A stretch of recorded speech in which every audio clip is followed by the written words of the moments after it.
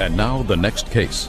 All litigants involved in the case of Herrera versus Ponce, step forward, please. 27-year-old Sabrina Herrera is suing her mother, Christina Ponce, for the return of car payments on a 91 Camry.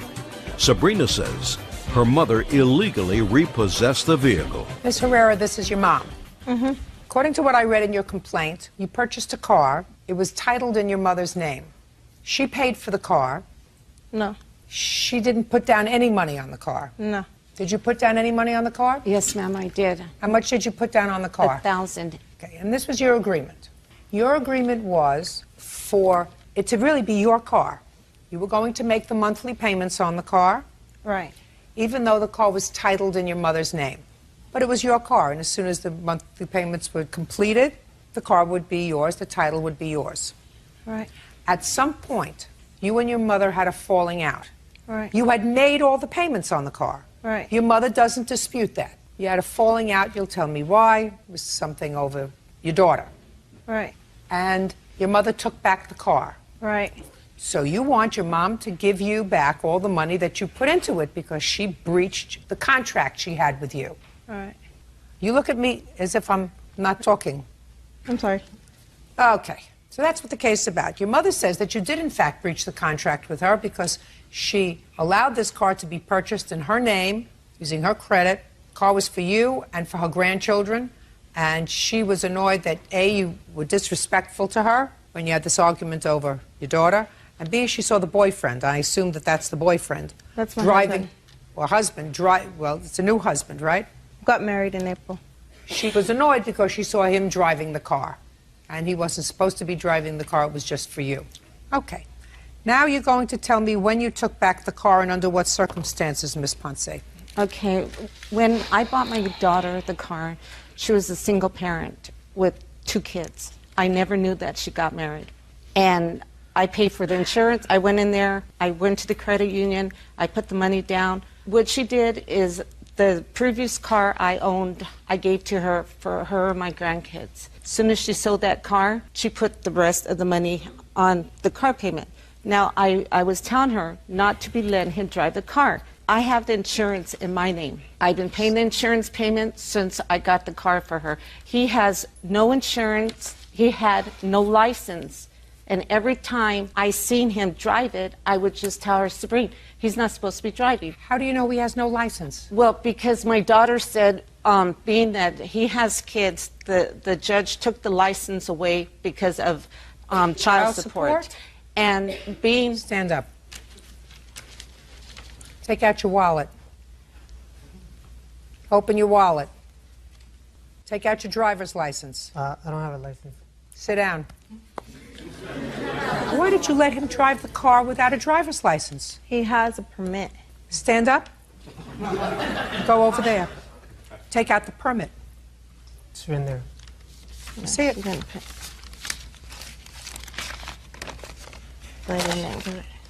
I have it. They obviously didn't put it in the files. Listen to me. You don't have it here to show me. You don't have it. When the state takes away your driver's license because you failed to pay child support, they take it away because they want to punish you. They don't take it away and give you authorization to drive, especially when your mother's covering the car on her insurance. I was very sympathetic to you, I have to tell you. When I read this, I was about to say to you, you can't take the car away because the boyfriend was driving the car. She's making her monthly payments. She's entitled to, allow a boyfriend to drive her car occasionally or a friend to drive as long as the person has a license and is acting responsibly. But you can't let somebody without a driver's license drive your car. Can't do it. Yeah, but he has a permit. Listen to me. When the state takes away your driver's license because you failed to pay child support, they take it away so that you can't drive a car. But she never even cared before about that. Now she cares. Now she cares. Now she cares. I'm getting less sympathetic with you. Let's get to this incident. Then, Miss Ponce, you say, you were babysitting for your granddaughter? Yeah, my granddaughter, she means a lot to me. And she came to spend the weekend with me. And that day I had to work. I'm a caterer. I work pretty much a lot. And we went shopping. When we got back, my granddaughter was eating. She broke her tooth. And when she broke her tooth, I called my daughter up and I told her, Sabrina, you have to take Destiny to the dentist, that she's crying because her tooth was hanging. And she says, well, I don't have time, I'm leaving. And I'm going, well, where are you going? And she says, we're going to go out to eat. And I go, well, can't you just take Jesse, you know, through a drive-through and you take your daughter to the dentist? And she said, no. She says, we want to sit down and eat. And then I said, well, you know what? You got your priorities mixed up. Don't ever have any more kids if you can't take care of my baby girl. Perfect. Then she told me, she goes, well, you know what? She goes, I'm going to take her to the dentist. But she goes, then I'm going to come and get her. But you're not allowed to see her no more. Don't call her. And don't even, and see her, you know, I can't. My baby girl means everything to me. How old is she? She's 7. Have you seen her since? Yeah, she allowed her to come with me on Thanksgiving. Great. Okay. Well, the thing is that she called me up and she told me that my daughter broke her tooth. I asked her, can you please, I go, can you take her? Because she's really close to her and she can tame her. She can relax her. I can't because she's just really too close to her. And I said, you know what? I said, can you please do it? And she said no. So she told me. Just a second. What day of the week was that? Do you remember? It was a Sunday. It was a Sunday. Okay. Were you working? Yes, ma'am. You just come home from work. What were you doing? What was I doing? We're getting ready to go eat dinner. What had you been doing during the day? Just Nothing. cleaning. Just cleaning and stuff. Nothing. You were taking care of hanging my around kids. your house. Why should your mother, who's worked on Sunday, take your daughter to the dentist when you've been doing but hanging around with, what's his name? My husband. Whatever, Mr. No License. What do you do for a living? I stay home because I'm not supposed to really work right now because I have a heart condition. How many children do you have? I have 3. How old are they? 7, one just turned 4. That's my son, and 5.5-month-old. When were you diagnosed with a heart condition? When I was pregnant with my daughter. Is this the 7-year-old? No, the 5.5-month-old baby. And what does he do for a living? He was working, like in the freezer of 7-Eleven. Who was paying this $221 a month? I was. From well, what? at the time, he From was just working. a second. From what? At the time, he was working. Now he's Listen, not working. now you have 3 children, and he doesn't look like he can earn enough so he can feed himself. So you're not telling me that he had an extra $221 a month to pay for a car? But at the time, he was. You get He any was assistance? working. Do you get any assistance? Yes. I got That's my baby. Then you say, I get assistance. Oh, I get and it's from the assistance that you were paying the $221 a month. But actually, it was from him. Actually, Because he he was was paying working. for your car. You're not Actually, entitled he to was the money working. back from your car. You can't afford a car. You have 3 children and But I have my one receipts person and stuff. working. But I have my receipt showing that I... Your mother does not have to maintain a car while you let somebody drive the car who has no insurance. And the insurance is in her name. You did the wrong thing. But You're not getting your money back. Do you understand? But Period. Your case is dismissed. Goodbye. I put every single payment down. I put $221 every single month, and I can't believe her. I think it's fair. But you know what? That's it. She's never going to see her grandchild again. I don't care. I don't think she should take my granddaughter away. That's not right, and she knows it's wrong. She knows it's wrong. It's really upsetting for me because I'm really close to my granddaughter. I asked her because I knew she would, because I know she can tame her more than I can tame her. Because she feels more comfortable. Like she said, she's close to her. I think her husband or boyfriend has a lot of influence on her. That's it, because if she won't give my money back or the car or anything, it doesn't matter. That's it. Well, whenever she's at my mom's, sneak over there. She's no longer my mom. I don't care. She's just being a brat right now, but of course I would help her. I mean, she's my daughter.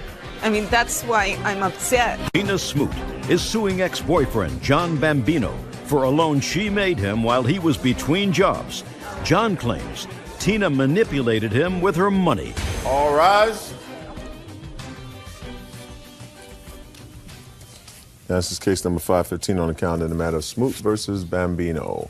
Parties have been sworn in, Judge. You may be seated. Ma'am, have a seat, please. Ms. Smoot, you and the defendant were dating, according to your complaint, and you loaned him some money. Yes. Mr. Bambino acknowledges that you gave him money, but he said it was just that. It was a gift. There was no indication when you gave him this money that you expected repayment of the money. You were sort of helping him out at a time that he needed to be helped out financially. He's counterclaiming because he says that in a fit of rage, you damaged his car, his clothes, and he also believes that you harassed him. That's his counterclaim.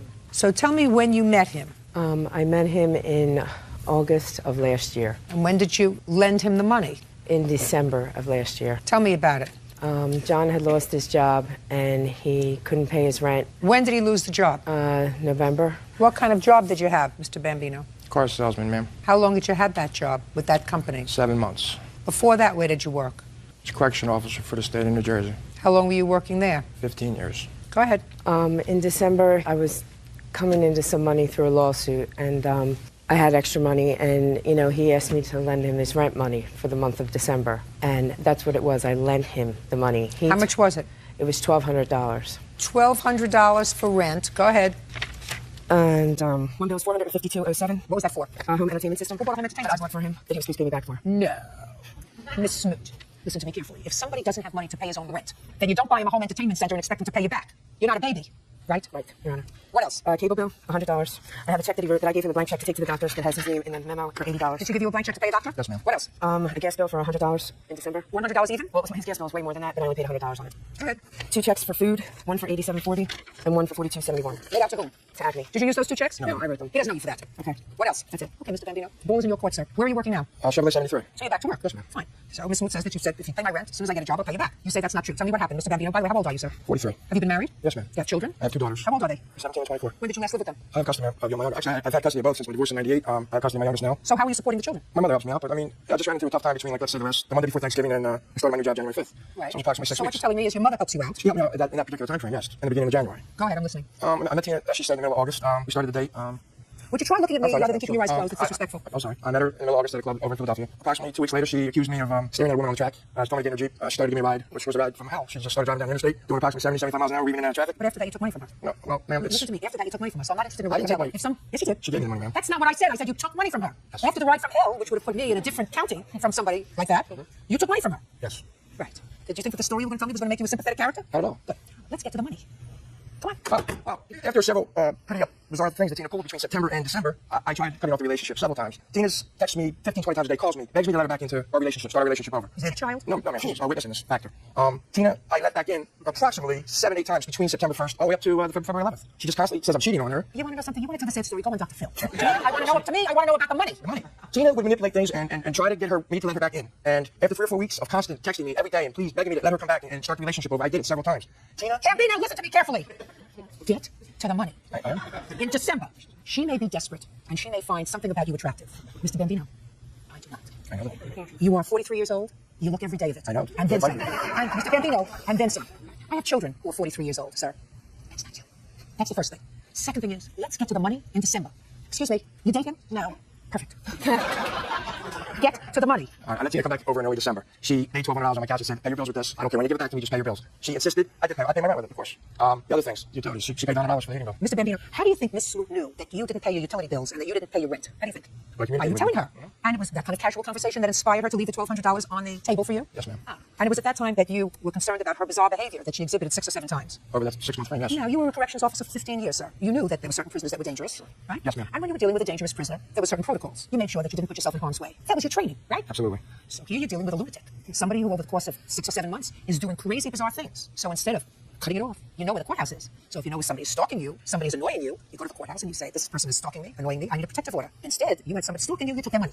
You took their money. I didn't say wrong, I didn't say gift, I said you took their money. Well, you did. You just told me that, Mr. Bambino. You told me she was stalking you, harassing you, doing all kinds of bizarre things, and she put $1,200 down on the table, and she paid your bills, and you took it. That's what you just told me. Judge Judy continues in a moment. You have to be a nice man, Mr. Bambino. Very nice man. No, you're not. If she's a nut, what you're supposed to do is not pay a kid. And later today, Did you say to your daughter, listen, you did me a favor, I'll take care of getting the car inspected, tagged. Did you say that to her? No. That's what a mother does. That's what a mother does. real cases, real people. Judge Judy. Tina Smoot claims ex-boyfriend John Bambino owes her a loan to help with his living expenses. John is countersuing for harassment and claims Tina intentionally damaged his property. Now, it is your claim, Mr. Bambino, your counterclaim, that the plaintiff damaged your property, harassed you, and damaged your clothing. You want to tell me when that happened and where? First week in November, Tina was going to North Carolina for a wedding. And when did she give you the money, sir? December.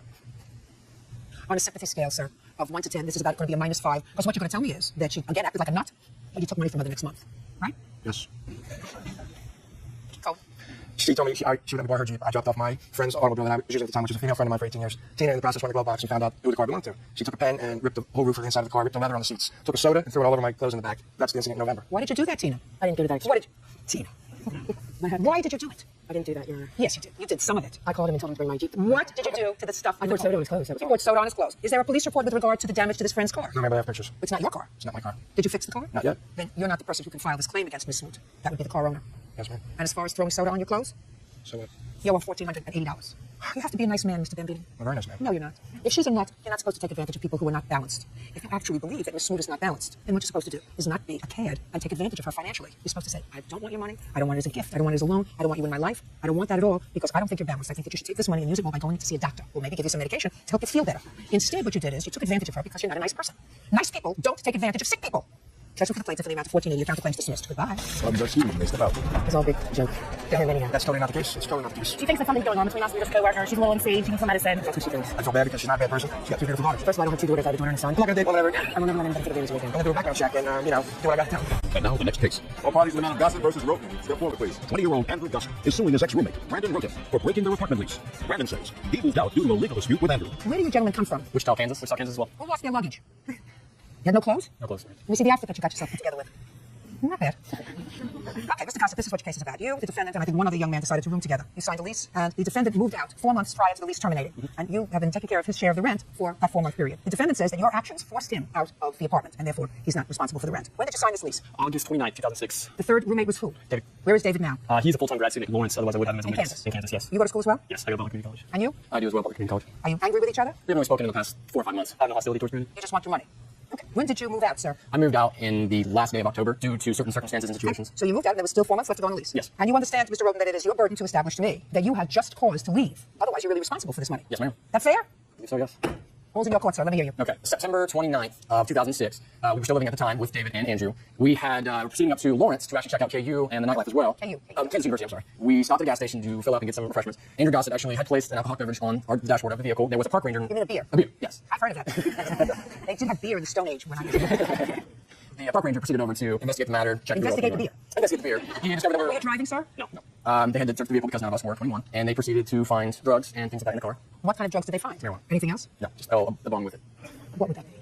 Just what you smoke out of, I guess. I really don't know. Implementation for using the marijuana. Yes, ma'am. For those of us who may not be educated. So they found marijuana. Where did they find it? In the compartment of the vehicle. Whose car was it? The driver. Whose car was it? Not one of ours. It was another friend. So what happened? Well, after that, the cop investigated each one of us, asking questions. Andrew Gossett said that all 4 of us were responsibility for the marijuana, and the other 3 of us said no, that was not correct. It was Andrew Gossett's marijuana. That was the dispute between me and him. Was it your marijuana? No, ma'am. Whose was it? It was collectively kind of an apartment deal. I actually did not bring it into the vehicle. That was proven when this case took place. So the case was tried? Yes, and I pled not guilty. And what happened? I was charged with obstructive possession, which means I was in Not the vehicle. obstructive. Constructive. Constructive. All right. Obstruction means that you were against something. Constructive means that even though it wasn't in your hand, you are charged with possession of it. Do you understand? Okay, yes. Okay. You're right. Constructive. And, constructive possession. And that being said, there were 4 people involved. Did you get to the bottom line? Yes, when we all got out of the vehicle. Were you convicted? Yes, I was convicted. Were you convicted? No. How many people in the vehicle were convicted? 1. Did you go to trial? Yes, I did. I testified against him. You testified against Mr. Gossett? Yes, ma'am. That might make it tacky to live together after that. My 2 other witnesses actually testified for me, and under oath, when they made their testament to the police officer, they might have said it was mine, but all 4 of us were smoking it. Well, you weren't all smoking it in the car, were you? You were? Yeah. So we didn't just find an open beer can in the car. The officer must have smelled this marijuana if you were all smoking in the car. Mr. Gossett, of all the people, you were the only one convicted, and I gather you were convicted on the testimony of Mr. Roten. Yes. You would agree that that might make it sort of tacky to share a room with him, right? Yes. Well, he did move out before we even went to trial. Trial didn't happen until a matter of a month ago, so. Well, but he moved out because there was going to be a trial, and he was being... he moved out because he got his girlfriend pregnant. Oh. Well, somebody was not responsible. Just a second. When did you first, Mr. Roten, speak to the district attorney about testifying at the trial? I believe it was December 31st, and then I actually went and testified February 12th. But you moved out, sir, in October. Yes. So you didn't move out because of this. You moved out because of your girlfriend. No, I moved out because there was a lot of tension between me and Andrew because he was actually making threats that he was the only one that got arrested, and he's taking everybody down. That's incorrect. It was not hosile at all towards Brandon. I understood the matter at the time. Well, tell me, he even Mr. helped me out, so I just Mr. appreciate Gossett, that. tell me, sir, about the situation when Mr. Roten moved out in October. All right, Brandon is very close to his family. I respect that. He was 18 at the time. He was not guided in the way of living on his own. I priorly lived at 2 apartments. There's no such word as priorly. Okay, yeah, I just made that up. And I kind of noticed some instability after a month, which, made kind of my relationship and his, that there was tension between us. What efforts did you make, Mr. Roten, to get another roommate? I had actually been contacted with one of my friends, acknowledging that I want to move in for you. I need a place, and I don't was know that? His name is Daniel. Did Daniel move in? Daniel didn't actually move in as a guest for a matter of, I think, maybe 11 days to 2 weeks. He actually owes me money now, too, for rent as well. So he didn't pay rent? No, he didn't. He paid a portion of 1 month's rent. And then, Paid a portion of 1 month's rent. Yeah. That didn't work out. Did you know Daniel left? no, I did not. Did you advise him that Daniel left? No, because at the time I had no contact with Brandon. Well, how do you know Mr. Roten was aware of the fact that Daniel left? He found Because I some think Daniel and him have excellent communication in comparison with me. Well, you don't know that, sir. You know that that's a problem. You see, I believe Mr. Roten had the obligation to help find a new roommate. In reality, he did not find the roommate. I did come to Daniel because Daniel got evicted from his previous lease. So you did find another roommate? Yeah, I found him, but he did not stay for long. He had been evicted from his prior lease. The bills added up, and Daniel couldn't afford it. He came to his grandma paid. I mean, the bank account is through his grandma. The check that was written to me. So you picked a bad roommate? Exactly. Well, then, Mr. Gossett. Gossett, if you picked a bad roommate, you cannot visit that on Mr. Roten. You see, if he left and you substituted another roommate and you covered his portion of the rent, and you picked somebody that you knew was financially unstable, See, the only thing that Mr. Roten had to do, if you didn't do it, was to find someone else. He absolutely had to, under the circumstances, because I think that this tension, some of it had to do with this, and some of it had to do with the fact that you, is this your girlfriend? Yes, it is. Well, Fiancé. fiancé. You are affianced? I've always wanted to use that word. Are you living at home? No, I own my own house now. Great. What pays for it? Me. From what? For my job. Good. Do you have any other roommate in your house now? I don't live there anymore. I live in an apartment with my girlfriend. When did you move out? When the lease was up. What about the other roommate that you had? Dave made it aware to me that he was going to be entering graduate school. He left for Lawrence, I think a month and a half before our lease was up, but he did make arrangements to find a roommate, and that roommate worked out great. So Great. But you made arrangements to find Daniel, but Daniel didn't work out great. But see, Daniel had actually lived with me 6 months before at an apartment, and he made all his bills, paid everything on time, was great. You just told me that Daniel moved in because he had financial problems. No, Daniel moved in because his lease was broke. Like, he got evicted. You just told me that. You just finished telling me that, Mr. Gossip. That Daniel moved in because he had some financial problems because he got evicted. You don't evict a good tenant. No, it wasn't financial problems. It was actually like gang violence or something. You told me his grandmother's bank account. No, his grandmother pays for everything. Okay. Mr. Gossip, you picked a bad third roommate. It was really his responsibility to choose somebody, but if you chose somebody and that didn't work out, you cannot visit that on Mr. Roten. The case is dismissed. Are you happy now? Are you happy where you are? No. You're not happy where you are? No, I'm happy where I am now, yes. Are you happy where you are? Yes, ma'am. Okay. Took place between me and Mr. McAllister. I'll get and to you in a minute. Okay.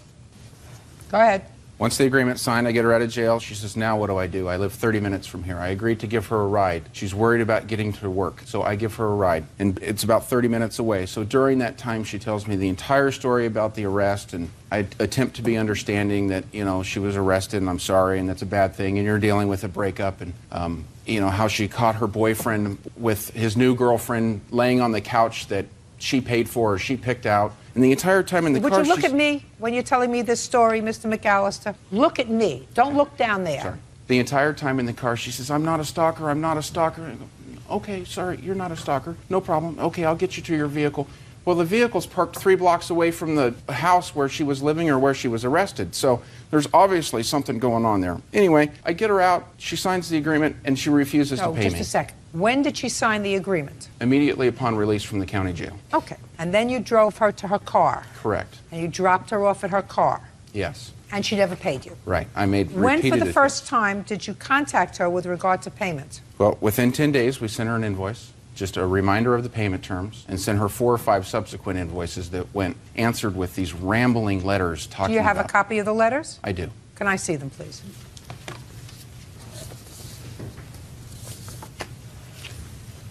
Those are her letters to me and then my responses.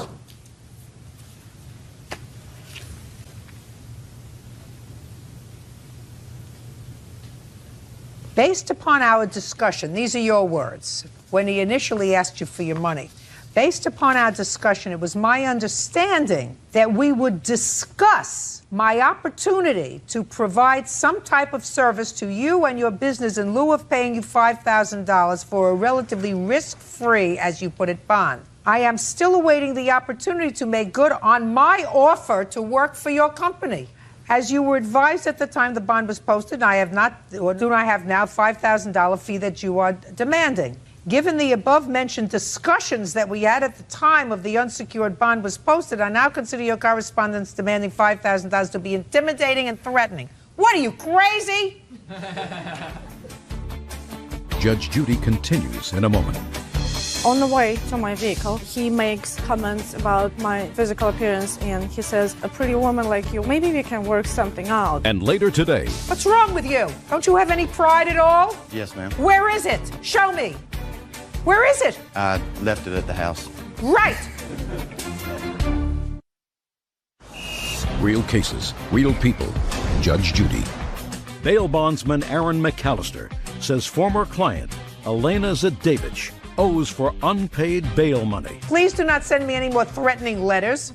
You knew my financial predicament at the time bail was posted. I still intend to honor my promise to perform professional services for you. You never promised to perform professional services for him. Your own letter says, it was my understanding that we would discuss my opportunity to provide some type of service to you or your business in lieu of paying for the bond. Given the above-mentioned discussions that we had at the time, I now consider your...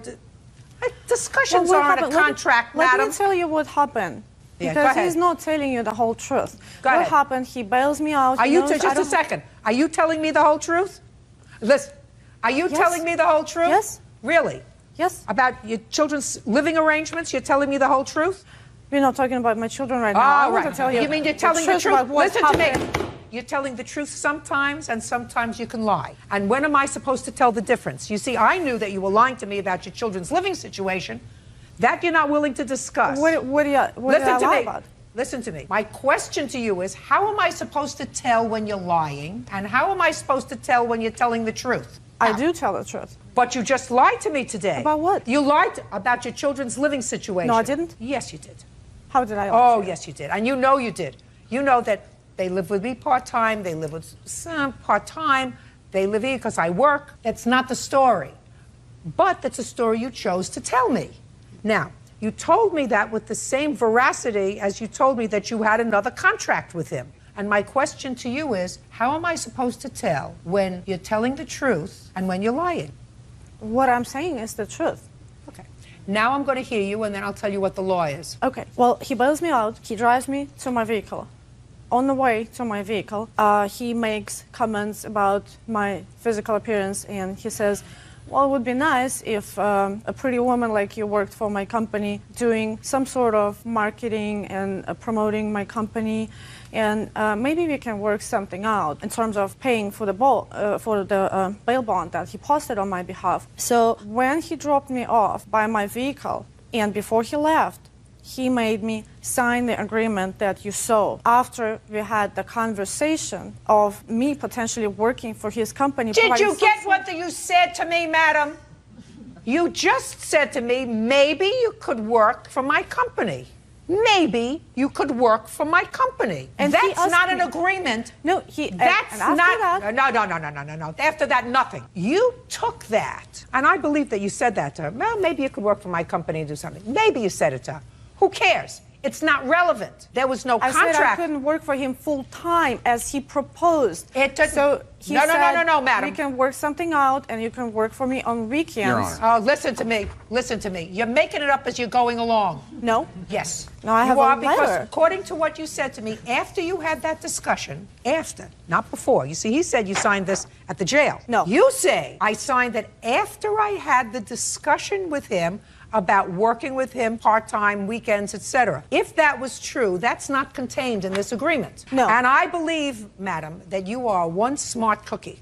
And if he had this conversation with you where you made a contract with him, a contract that's enforceable, to work off the bail bond by working for him part-time, you would have put it in this agreement because you were already out of jail. So then you could either say to him, I'm not signing this, or you say, it's not the entire agreement that we have, but you didn't. You signed it and said, I promise to pay you $5,000. Well, he told me right there that if you don't sign it, I'm just going to put you right back to jail. That's what he told me. I don't believe you. You're making it up as you're going along. No.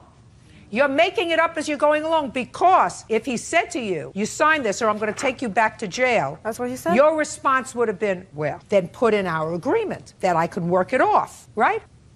Right? I was very stressed. Oh, listen, it's not the first time you were arrested. That's why I asked you the question before. It's not the first time. It's probably not the second time that you were arrested. So pay him his money. You owe him his money.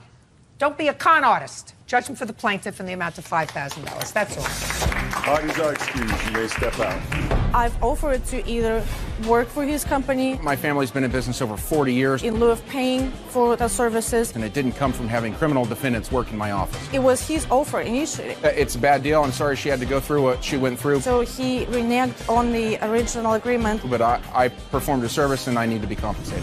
Peter White is suing his son's ex-girlfriend, 26-year-old Ashley Hickey, for the return of a computer. All rise. Quiet in the courtroom. Now, this is case number 386 on the calendar in the matter of White versus Hickey. Parties have been sworn in. You may be seated. Ladies, have a seat, please. Mr. White, your son is presently awaiting sentencing on a domestic violence case. Is that right? That's correct, Your Honor. And the defendant is the complainant in that case. Yes, that is also correct. The defendant and your son had lived together for how long? Almost 2 years. The sentencing is for a violation of a protective order. There had been a protective order in place, and he was found guilty of violating that protective order. Is that right? He pleaded no contest, yes. That's found guilty. Is he represented by an attorney? Yes, he is. Did the attorney give you any indication of how long he was going to be sentenced? I think it's going to be probation and anger management, alcohol counseling. How long has he been in jail? He was in jail for 4 days. Where is he now? He is out of jail and taking a welding class, living at my house. He has an alcohol problem? Yes. Are you angry with the defendant? Well, I'm not angry with the defendant, but I feel that there was some property that was at the residence when she got the protection order that belonged to me. According to you, you loaned them, a computer. She took it. Tell me about the loan of the computer, Mr. White. Well, I build computers for a living. I understand that. Okay, and my son and the other son that lives at home, from time to time I will put a better computer into their place and then take the other one and use it for parts. And the computer that he had was something that I had put a lot of time and money into. And there's pictures of my grandchildren on there and so forth. I want to know, Mr. White, what you said to your son when you built this computer in their home. Oh, I said this is a loaner that you can use as long as you need. And when I need it back, I'm going to take it back. Is that what you said to him? Yes. I don't believe you. It doesn't sound right to me, sir. When did you put this computer in their home? It was before they moved back here from up north. It would have been probably October or November of 2005. You get where I'm going, Mr. White. A loaner is something you say, listen, you need a computer, I'm going to loan you my computer, but I'll be back for it in a week. I'll be back for it in 2 weeks. But then I'll be back for it 2 years later when I want it back because they have my pictures of my grandchildren on it. Do you understand what I'm saying? You get what I'm saying, sir. Now, you may be angry at her because she had your son arrested. I can understand that. Did you have him arrested because he assaulted you? Yes.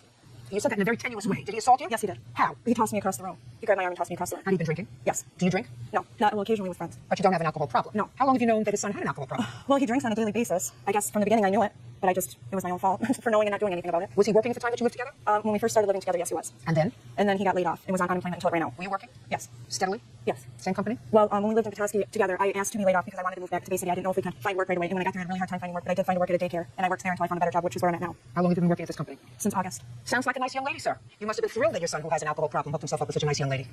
Should I respond to that, Your Honor? I'm waiting for an answer, sir. I was not happy that he was with her, and one thing I'm grateful for about this whole mess is that he's not with her anymore. Is that right? Yes. I'd like to hear why. Because she has a history of being what my wife refers to as a gold digger, and she's taken people to the cleaners more than once, and it's documented, and she's doing it again. Documented where? You mean because she took your rebuilt computer? No. Because the first guy that she had a kid with, that she wasn't married to, she got money out of him, and then the second guy that she had a kid with that she wasn't married to, she got thousands of dollars out of him. And what'd you get out of your son, who was unemployed most of the time? Well, they were co-signed on a house, and she owns all the furniture that's in there, and he hasn't got one thing back out of that either. He wasn't working. Well, he has been working. In fact, he was working a very good job. He's got an alcohol problem. That's right. When you have an alcohol problem at 27, he's 27? He will be in a month. Well, 26. When you have an alcohol problem, you're 26 years old, the likelihood of you amassing a great deal of money is de minimis. What I'm telling you is, I spoke to her for a relatively short period of time, and you may be angry at her because she had your son arrested, because he spent some time in jail, because he's awaiting sentencing, which is going to include an alcohol program, which it should, and probably a little anger management as well. That doesn't give you license to sue her and to abuse the court system. What you're saying to me was, in 2005, 2 years ago, you put a rebuilt computer with parts that you put together in a home that your son shared with her. And you want me to believe that you said to your son at the time, I'm loaning you this computer until I want it back. And I'm telling you that common sense suggests to me, sir, that never happened.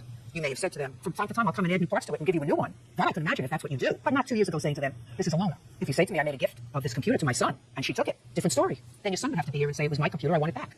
I understand what you're saying, Your Honor. And the only disagreement I would have with that is she took property that belonged to me and said that she needed it for school. And yet I feel like if you take something that belongs to somebody else because you need it, that's not justification. It didn't belong to you. When you give it away, it no longer belongs to you. Judge Judy continues at all. It's his fault if he's an alcoholic, and it's his fault if he got himself into legal trouble, for which he pled guilty, which means he did the wrong thing. Not once, but twice, that we know about. And later today. I want you to be quiet. I want you to let him dig this grave all by himself. Do you understand? Real cases, real people. Judge Judy. Peter White is suing his son's ex-girlfriend, Ashley Hickey, for the return of a computer. Now, you and your wife are angry at her because she caused your son trouble. Could have just as easily have split up without trouble. Without police, without 4 days in jail, without lawyers, without bail, right? I disagree, Your Honor. You disagree that they could have split up without trouble? Is that what you're saying to me? Yes, if we would have been able to get some of the stuff back from her, like this computer. I'm not talking about stuff. Aren't you hearing what I'm saying? What I said to you, madam, was you would think as parents, you would want them if they were going to split up without police involvement. I agree with it. Well, so why can't you just say I agree? You don't have to be argumentative. I do. The only problem is your son was a violent alcoholic, and the only way that she could get him out of the house and get him to leave her alone was to call the police. Because he wasn't leaving her alone, so now let's put his hands on her. And he's not allowed to come back once there's an order of protection.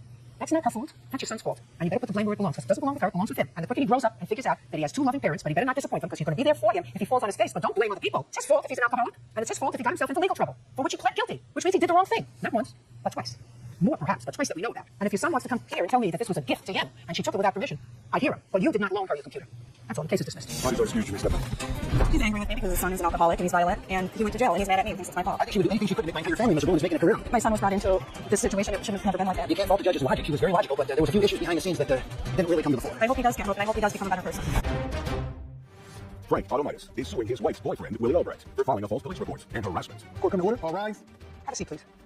Case number 2068, Automatis versus Cobalt. Thank you. You're welcome. Mr. Albrecht, I'm going to start with you, sir. Yes, ma'am. You are the current live-in boyfriend of the plaintiff's ex-wife? Soon to be. Of the plaintiff's wife. Correct. Mr. Adonis' complaint is that as a result of you making a call to the police, he was defamed when you said that he was trespassing. It was a false call to the police, and he wants to be compensated to the tune of $2,500. That's what the case is about. So in order to make this whole thing in context that I understand, how long have you been living with Mrs. Adonis? Since June of 21. How long do you know her? Since January of 21. Have you ever been married? Yes, I have. When and for how long? Previously to April of this year, I was married for 15 years. So you were married when you moved in with Mrs. Adonis? Yeah, legally? legally. Did you own your own home? I did. With your then wife? Correct. Did she stay in the house? She did. Did she have a boyfriend? Yes, she does. Do you like him? No, I do not. Does he live in the house? Not this time. Did he ever? Yes, he did. And you didn't like it? No, I did not. So I want you to understand that there is maybe a reason why the plaintiff resents you living in a house that he owns with his still wife, and you're living there. Do you understand? Because you sort of have the same situation. You're kindred spirits. Actually, you're kindred spirits. Except my 15-year-old son also lives with this young man. So who cares? Oh. That's all right. But you understand why he might be annoyed. I do. Okay. So now, understanding all that, I want you to tell me, because I'm not totally sympathetic with you, sir, because if you and your wife are divorcing, you're entitled to move on with your life, and so is she entitled to move on with her life. Where do you live? You live in an apartment? I live in a condominium. How long have you lived in the condo? I lived when we separated March of 2021. And who do you live with? I currently live with my... No. Who do you live with is the question. My older son. And how old is he? 19. And how many bedrooms are in the condo? 2. And what about you? Have a girlfriend? Yes, I do. Ever stay over? My house? No. Did you ever stay at her house? No. Did she live with her children? Yes. And is she divorced? Yes. And she stayed in the house? Yes. You see how all these things go? It's just as the world turns. It's just what happens. I've been there. Understand it all. Can either make it hard or difficult. Who pays the mortgage on the house? Paid off. Okay. So you have one teenage child, your wife has the other. Yes. And how close is the judgment of divorce to being finalized? Not close. Not close. Is that for financial reasons or custody reasons? Financial. Have to do with the house? Yes. Okay. How much is the house? I'm just speculating. Probably because I'm a little bit of a yenta. Behind this purple robe is a little bit of a with the housing market, being a CPA, it's hard to say, but I would say somewhere. Why don't you give Sarah the address of the house and we'll tell you what this estimate is. California. While she's looking that up, tell me when you and your wife purchased it. 2006. August of 2006. And during the course of the marriage, were you employed all the time? 100%. And what about your wife? 100%. So you were both employed and both contributed to the house. Fair statement? Yes. Great. Okay. It's 4 bedrooms, 2.5 baths. This estimate is 552,000. And just for my own curiosity, what's the rub about the house? The rub about the house is she's now went in and spent an ungodly amount of money on fixer-up after I moved out and went into a massive amount of debt. The house was fully paid off, and she's now in massive debt. She's put in fixer-up. No, don't look at her. Okay, that's right. Okay. So she's fixed up the house after you moved out. Correct. And it's not a problem. Just a second. So what's the problem? There's a problem with the house, meaning that we're still debating who's actually going to end up with the house. We haven't decided. Whoever wants to be in the house buys the other one in. Exactly. For $260,000. Correct. Okay. It would seem to me that would be easy. I think so. Okay. Now that I've satisfied the yenta in me, I'm getting back to the case. All right. You called the police. This incident, according to what I read, Mr. Adamas, happened on November 5th. Correct. You went to the house to pick up your son. Correct. Okay. Was that a meeting that had been arranged before? I have visitation every 2 weeks. Every 2 weeks when? Every other weekend. Well, so was this a weekend? Yes, that was one way I was going to go pick him up. Okay. Had you spoken to him? Yes. And so he was expecting you to come to a certain time? Absolutely. What time? Approximately that we'd arranged about 7:15, 7:30 that night. Okay. And you had visitation fixed by the court, and you had been enjoying that with your son for a period of time? Correct. Okay. What happened when you got there at 7:15? Well, on that particular visit, my wife had taken his key to the house, and I had... No. I told you, don't look at her. Okay, sorry.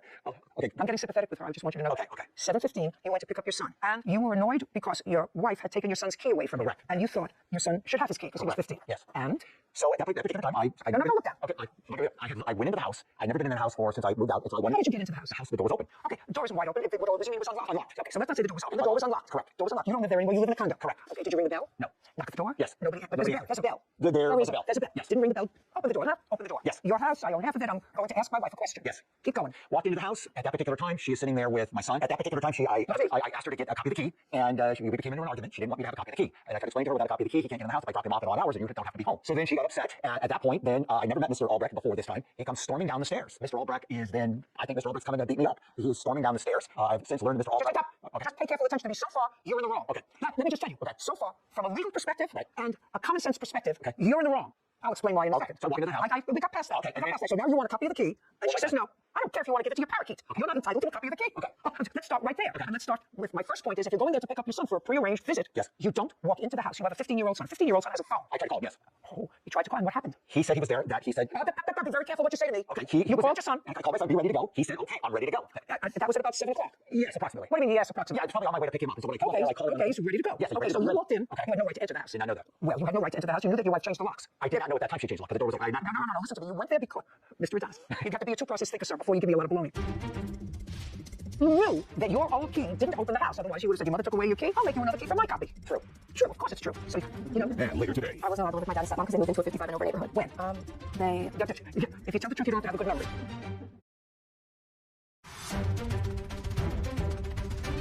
Frank Adamas claims his wife's boyfriend, Willie Albrecht, wrongfully called the police while visiting his own house. Okay, if you needed a copy of the key to a house that you partially own, yes, you would have had a key to the house. Correct. You didn't need a copy to make because you would have had one. Okay. So you knew that your old key didn't open the house. Otherwise, you would have said, your mother took away your key. I'll make you another key for my copy. True. True, of course it's true. So, you know, so he called the police and he said you were trespassing. No, he didn't say that at all. What did he say? He said he told me I was trespassing. Then he called on the phone, and when he's on the phone with the police department, he is telling them that I am now committing domestic violence. Now, that is a very serious charge. I mean, okay, we can debate about my access to the house, but when you call the police and say that I'm committing domestic violence, which is a crime in the state of California, that's a game changer. So, I want to ask you a question, Mr. Adonis. When you walked into the house and you saw your wife and your son, I want to know when you walked in, uninvited, your first words were, I want a copy of the key. That's what you said. You said, I want a copy of the key. Would you read that back to me, please, Whitney? At that particular time, I asked her to get a copy of the key, and we became into an argument. So now you're in an argument, and you're a trespasser. Your case is dismissed. Goodbye. Goodbye. Okay, court is adjourned. Very, very shocking. She's absolutely correct, as she usually is. I had no idea this was going to blow up into World War III. Because he's all about winning. He didn't get his way. He was throwing a temperature. I feel that he's just trying to do everything he can to keep me out of the picture. He lives by his own rules. He just simply wants me out of the way so he can take over the courts decide. It's always so unfortunate when people divorce. I mean, the story is this. I could have written the script without even listening to the people. But they have two teenage boys, 15, 19 years old. One's chosen to live with the father. One's chosen to live with the mother. Clearly, the son said to him, Mom took away my key. She clearly took away his key for a reason. I didn't even want to get into what the reason was, but clearly she took away the key for a reason. Otherwise, she doesn't look like an unreasonable person. Her boyfriend doesn't look like an unreasonable guy. And he was flexing his muscles. And the fight is over the house, because I gather that's the only real asset they have. Yeah. Anyway, unfortunate when people don't realize that they have to love their children more than they hate each other. Raheem Henry is suing his ex-girlfriend, Erica Christian, for personal property and filing a false restraining order. Court come to order. All rise. Have a seat, everyone. Case 2052, Henry versus Christine. Thank you. Welcome. Mr. Henry, what you're doing is suing the defendant with whom you had a relationship for a period of time for the return of property that you had in an apartment that you once shared, and for filing a false restraining order, a false police report. Yes, Your Honor. The defendant says that you never lived with her, that you damaged her front door, and you filed a restraining order against her that was false. So, Miss Christian, I think I'm going to start with you. Yes, ma'am. According to the papers that were filed, you and Mr. Henry did in fact live together for a period of time up until October 9th. Shh. Up until October 9th of 1921. Yes, Your Honor. Of 2021, 1921, hardly almost the year of my birth. Yes, ma'am. 2021, when he left. Yeah, without a note. Just a second. October of 2021. Then the information that I have contained in these papers indicate that he sort of came begging back. And that was in February. Yes, ma'am. Of 2022. And you took him back. Yes, ma'am. And he was living with you. You were living in the same apartment from February of 2022 until what you say in your answer is June of 2022, when for some reason you were looking through his phone. Now, you were looking through his phone because he was acting weird or whatever. Yes. That's June of 2022. You understand where I'm going, Miss Christian, don't you? Of course you do. So from February of 2022, February, March, April, May, for 4.5 months, Mr. Henry and you occupied the same residence. No, ma'am. Your residence. No, ma'am. Well, that's what you say. No, ma'am. Oh. Well. He lived in his own apartment in Merritt Island.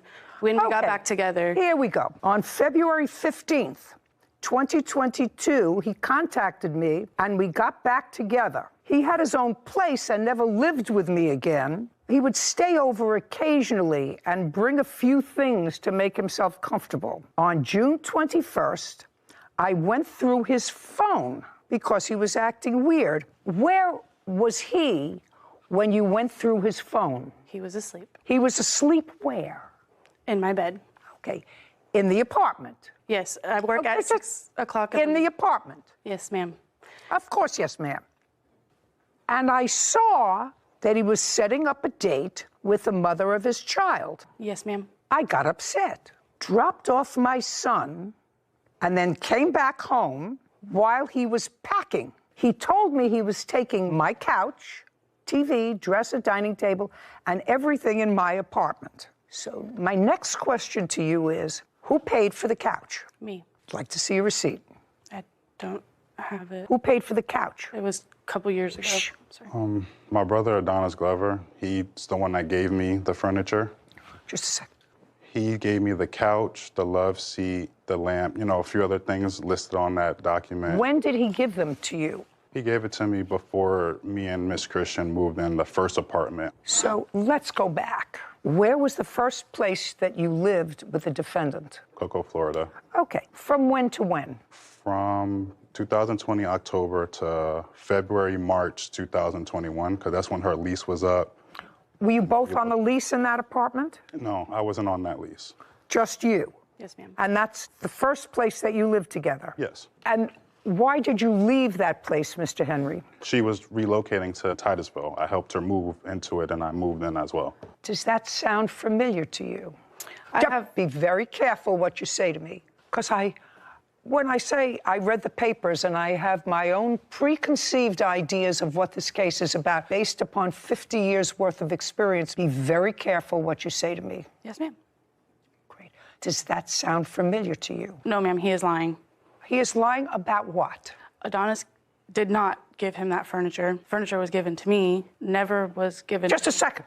So we're not talking about the furniture now. We're talking about when you lived together. Okay. You first lived someplace together and then moved into another place. Yes, ma'am. So that sounds familiar. Am I correct that this is all about furniture? No. Mr. Henry, value of property. She's not paying you for property, for furniture that was given to you that was secondhand. You have to understand that. If I find that it's your furniture, you're going to go and get it. Yes, that's what I was hoping. Just a second. Yeah. You're going to go and get it. Yes. If you can establish to me that it's your furniture, you can keep it. You're not a married couple. I have a couple of issues with some things that I think that you did, because I actually think that you were together and he was packing his things, but then the police were called and you told the police that he didn't live there. Isn't that right? Yes. Okay. Because... And just a second. And that wasn't true. It is true. Tell me where he was living. He was living in Merritt Island. Okay. Whenever we broke up in October, from October to February, we broke up. He reached out to me the day after Valentine's Day. We started talking. He was buying me gifts to try to get back in my good graces. He was doing all this extra stuff to try to get back in my good graces. We got back together. He never did move back in with me. He always did live in his apartment in Merritt Island. I work at 6 o'clock in the morning till 12 p.m. Sometimes whenever I didn't have a babysitter, he doesn't have a job, he would watch my son. That's why he had a key. That's why he had to spend the night bag and all of that. He would bring over his clothes, shoes, PlayStation, anything to make himself comfortable to stay the night. And whenever the police were called, they made him collect all of those belongings and leave. They escorted him off the property, told him that he was not allowed back. They told me that well, that's because if that's what's happened, that's because they believe you, which I don't. Okay. They definitely... That's because they believe you, and I don't, because if he was trying to get back in your graces and he was living in his own space and you weren't back together again, why in the world were you going through his phone? If you were just a casual gal, and a casual gal doesn't let him stay with her son because, well, he was available and he wasn't working, so he watched my son and he stayed over. That all sounds like a whole lot of Who Shot John. And it was convenient for you to be able to say he doesn't live here. So all I want to know, Miss Christian, is this case is mostly about furniture, used furniture. I also have a TV there. Do you have the receipt for it? Yes, I have a title. I'd like to see it. You have a TV in the house that belongs to him? So the TV was... Just a second. That's either yes or no. No, the TV does not belong to him. Who does it belong to? The TV was a gift from him to me that I ended up paying off because he told me that when he bought it, that it was bought cash. Whenever months later, I paid the TV off. No, you didn't. Just a shh. First, you're going to show me that you paid it off. I assume you have proof that you paid it off? I gave him cash for it because I did not think that we were ever going to break up. Well, you never thought you were going to break up. I thought he didn't live with you. I thought he didn't live with you. You don't buy TV for somebody that you don't live with, that you're not going to watch all the time. Eventually thought we were going to move into a house together, Your Honor. Your Honor. Oh, don't tell me what you thought. The TV that was bought was before I even... Okay. It had nothing. That's a PlayStation and Nintendo. Property that's still at the apartment. Okay. These are things that you say are yours. Yes. That you bought and paid for. Yes. Okay. All of these receipts. All of it. No help. Okay, so let's go beyond the point of now you're back together again, because that's what I believe. He's in bed, you're going through his phone, you find he's making a date with the mother of his child, you get annoyed, you take your son to another location because you know that there's going to be an argument. You come back, there is an argument, yes. He wants to take stuff, whatever, police are called, you tell the police he doesn't live there, they escort him out. He wants his property now. You're not married people. Whoever paid for the property or whoever was the recipient of a gift for the property owns the property. That's simple. You know, that's what the law is. What you want me to believe that a police officer saw him kick down your door, go into your apartment, take property, and did nothing. That's what you want me to believe.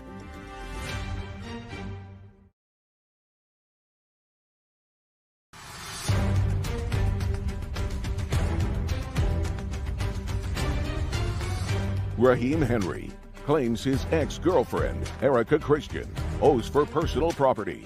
Erica is countersuing for door damages and stolen property. Okay, he has a Nintendo, a PlayStation, Sony. Your Honor, he collected those. Just a second. A queen mattress and foundation. And we have May of 2022. This is a TV, an LED TV. That was my birthday present. Okay, so I have titles to these things. Do you have titles or receipts for any of these things? I don't have receipts for any of those things. He grabbed his PlayStation, his Switch, and everything whenever he left. The only thing that is in my apartment is the TV that he bought me for my birthday. May is my birthday. May 7th is my birthday. That was my birthday present that he bought for me. Did you take your Nintendo? No, haven't had. Recently, that was something different. My storage unit was just broken into. This is why I don't have original documents. And she stole more of my property. I didn't know that. Did you file a police report? Yes, ma'am. Okay. Did they ever find any of the property? No, not right now. Okay. The couch, whatever other furniture is there, is how old? I mean, it used to be used furniture, so it was. Yeah, my brother Donis got it when he paid for it. It was like a kind of like a bundle deal for the apartment, like a lot of furnishing, and I ended up giving him some money for looking out. That was 2-3 years ago. Yeah. And it was used furniture at the time. Yeah. It wasn't nothing like brand new out of the seal. How much did you pay for the TV? I got taxed when I was like at 15, almost to $2,000. It's a 60-inch smart TV. Okay. So what is it that you want? Is my question. I want a court order to go get the rest of my property. I have to know what the rest of your property is. You have the TV. The TV. I have asthma medication. I have plantar fasciitis. I want to tell you something. She threw out your asthma medication. I believe so too. She threw out your asthma medication. What else? I have crutches. I have crutches for and certain things. I have you PlayStation. don't need crutches. And the PlayStation you said was in the storage unit. Yeah. Well, I'm not interested in the storage unit. So far, I have a TV. What else? My mattress, my bed, my. You don't want a mattress. Are you back with this lady now? No. Where are you living? I've been living on the streets. I've been living out of my car ever since this one happening. Where are you going to put a mattress? I have a storage unit. I'm pretty much just trying to salvage what I can because I have things like sentimental stuff from my grandmother passing away, things that I really can't put a price tag on. I just want to be able to get a court order to just get the rest of my belongings. I don't know what the rest of I have a TV. You have no place to put a mattress that's a couple of years old. So you really don't need that. I mean, I can give you an order to get your mattress, but what are you going to do with it? It's just going to cost you to go get it and to store it. So you really don't need it. I don't need it, but I would like to still get all of my property back. Like the stuff that I paid for because I worked hard. I'm giving you your TV back. You're going to get the TV. I haven't figured out what else it is that you really want to make this whole thing worthwhile. I'm not giving you any money. Do you want the mattress back? You paid for it. You're entitled to it back. I can give you an order for the mattress and the TV. Okay. And I also have electronics, like from games to controllers, just so much things that like. TV, mattress, box spring. He's going to come and get it with a marshal, but he's coming to get it within 5 days from today. So what if I pull up my bank statements to show that I gave him cash around the same time that whenever it was like pulled up and everything? Because I did give him cash for the TV, for the bed, for actually more than he ever even put into it. Let me explain something to you. Unless you have a check made out to him, I have a problem with somebody who lies to the police. Ma'am, I do.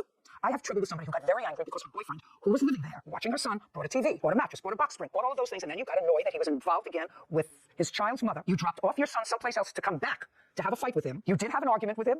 Police were called. You said to the police, he doesn't live here. Your Honor, he moved out. He doesn't live here. That's what's here. Your Honor, I never He moved out. in We had a whole October. business together. No, we did not. That business is in my name, and I have the receipts to that too. You have to understand something. I know what happened. I don't believe you. No, you're not. You're not telling me the truth. That when the police came, you said, he doesn't live here. Yes. He doesn't live here. Put him outside. He took all of his belongings. Did he take his... Oh, no. May I finish? He took all of his belongings on October 9th. Whenever he left, without a call, without a text message, without anything, he broke up with me and left. He got back in contact with me in February. Mind you, we never lived together after that. He was just staying over to watch your son when you got angry in June. Whenever It was June. It was June, 4.5 months later. he would go back to his apartment. He would come. He never stayed more than a couple nights consecutively. Okay. He's coming to get his TV. He's coming to get his mattress and box spring. Can you we have a talk about counterclaim? my counterclaim? You have a counterclaim for damage to the front door. Yes, ma'am. Okay? Damage to the front door. My front door down. Okay. When did he do that? The day after he was police escorted, they told him not to come back, and the next day he came back and kicked my door down right in front of the police officer. So he came back with a police officer. And kicked my door down. Just a second. He came back with a police officer, and the police officer was there when he broke into your apartment. Yes, and they were going to take him. No, tell me what they were going to do. And they did nothing. Well, they trespassed him from my apartment complex. I'm asking you, what you're telling me is, madam, which is why I have problems with you right from the get-go. What you're telling me now is he came back to get his property the next day with a police officer. Yes. And what you're telling me, a police officer, and what you live in Florida? Yes. What you want me to believe that a police officer saw him kick down your door, go into your apartment, take property, and did nothing. That's what you want me to believe. He did not do anything. He was completely confused on who actually lived there. You're telling me a police officer was confused. I'm telling you the truth. They were very confused. police officer Just a second. He was they were trying to figure out if it was my apartment, his apartment. How do you get my property manager, bring my lease that only had my name on it? You don't understand. The last place you lived with him full-time, your name was on the lease too. Only yours. Correct. And you lived together. So now you took his lease again, just in your name, and said, he's not on the lease, he doesn't live here. We broke up though. All right, he's coming to get his TV, he's coming to get his mattress. Okay, I would like to... I also have an iPad. Just a second. You're telling me you're going to get your TV, your mattress, and your box spring. Unless you have some sort of a police report for me, I don't believe you. I think that you were really angry, and you were dishonest with the police, and you felt that you were being taken advantage of.